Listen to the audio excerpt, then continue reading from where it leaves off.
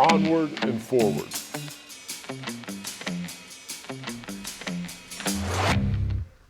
Hi, welcome back to Columbus East Media. I'm your host, Abi Knollman. Now let's get right into this week's announcements. This Friday, Invest Ed is holding a FAFSA completion session from 11 a.m. to 2 p.m. in the library. If you are not finished filing out your FAFSA or have any questions, stop by the library during a resource or lunch to find answers.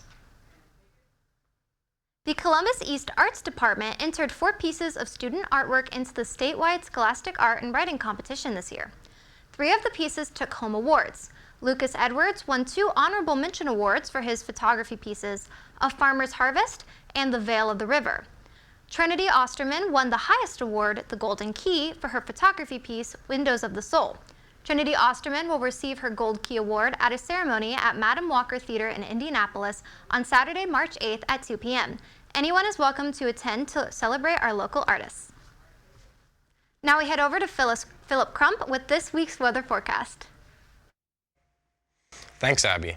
Sunday was Groundhog Day, and Pennsylvania's infamous Punxsutawney Phil did see a shadow, predicting 6 more weeks of winter. Our own Indiana groundhog, Hope, named after where she lives, seconded Phil's opinion by also predicting 6 more weeks of winter. Now for this week's weather forecast. Today is wet and chilly with a high of 38 and 76% chance of rain. Tomorrow looks to be a bit warmer with a high of 54 and some morning showers. Friday will be a break from the rain, however. It will still be chilly with a high of only 43 degrees. That's all for weather. Back to you, Abby. The East Choir is collecting items for the rummage sale in April.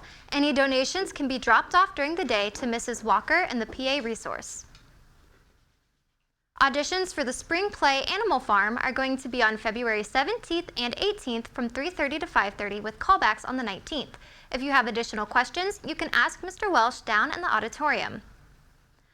February is Black History Month, and the City of Columbus is hosting a variety of events to celebrate the rich culture and history of Black members of our community.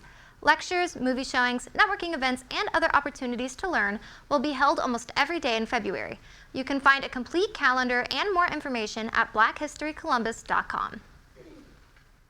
Now we head over to East Media's Sydney Munn with the most recent in sports.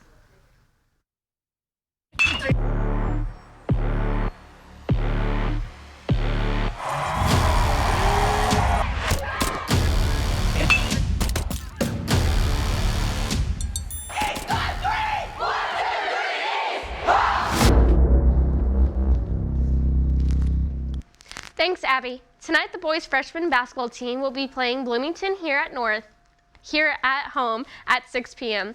and the gymnastics team will compete away at Connersville at 6:30. Tomorrow night, the JV and varsity boys basketball teams will be playing here at home against Brownstown Central at 6, with the freshman team also playing here at home against Providence High School.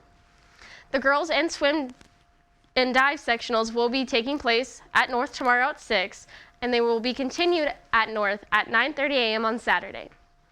Tomorrow, the boys' freshman basketball team will be playing Bloomington at home at 6, and the gymnastics team will be competing away at Connersville at 6:30. Saturday will also be pretty busy, starting at 9 a.m. The boys' wrestling sectionals will be held at Jeffersonville High School, and the boys' basketball team will be competing against New Albany here at home at 12:30 p.m. Be sure to come support your O's. That's all for sports. Back to you, Abby. Now we head over to East Media's Inaki Ramirez with the most recent in news.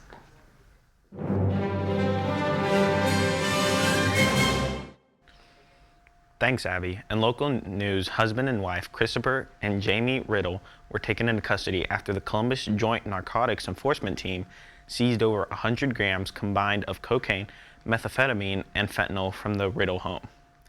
In state news, Indiana Attorney General Todd Rokita currently faces 3 new disciplinary charges due to his response to the prior reprimands.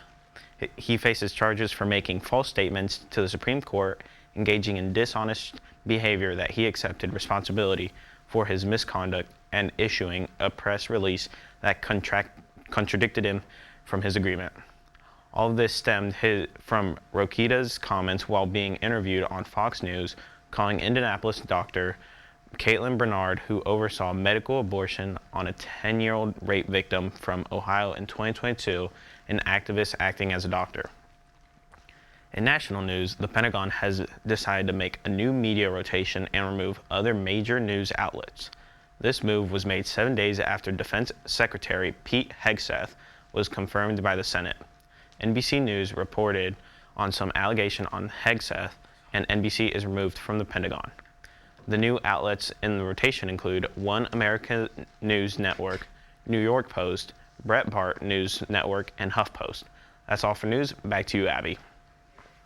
That's all we have for this week. From me, Philip, Sydney, and Anaki, thank you for watching. Remember to take care of yourself, others, and the place. And as always, try to be the best part of someone else's day.